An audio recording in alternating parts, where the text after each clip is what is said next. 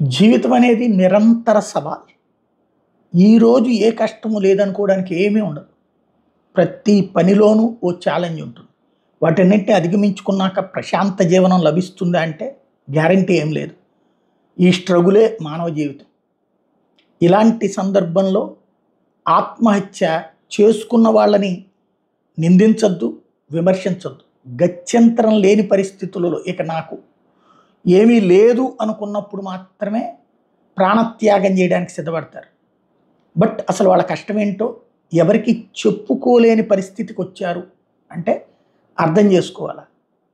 ఇక్కడ బాధపడాల్సినటువంటి సంఘటన ఒకటి చోటు చేసుకోవడంతో ఈ మాట అనిపించింది. స్వేచ్ఛ అనే అమ్మాయి ఒకప్పుడు TV9లో పనిచేసింది యాంకర్గా. ఆ తర్వాత వివిధ ఛానల్లో పనిచేసి ఇప్పుడు టీ న్యూస్లో పనిచేస్తుంది. తను ఆత్మహత్య చేసుకోవడం సంచలనం సృష్టించింది. తొమ్మిదో తరగతి చదివేటటువంటి కుమార్తె ఉందట. ఆ వయస్సులో ఉన్నటువంటి కుమార్తె ఉండగా తను ఆత్మహత్య చేసుకోవడం అన్నటువంటిది ఆవేదన కలిగించింది. టోటల్ బుల్లితెరలో ఉన్నటువంటి యాంకర్లు దిగ్భ్రాంతికి గురయ్యారు. అలాగే ఆమె మిత్రులు దిగ్భ్రాంతికి గురయ్యారు. అనేక మంది సోషల్ మీడియాలో పోస్టులు పెడుతున్నారు.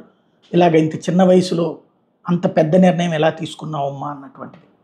ఇక్కడ ప్రతి అమ్మాయితో ఏ ఒక్కళ్ళతో ఎలాంటి గొడవలు పడే మనస్తత్వం కాదు, అందరితో కలుపుకుపోయే మనస్తత్వం ఉన్నటువంటి చక్కగా ప్రజెంటేషన్ చేయగలిగినటువంటి అమ్మాయి చనిపోవడం అన్నటువంటిది మీడియా రంగానికి తీరంలోటే.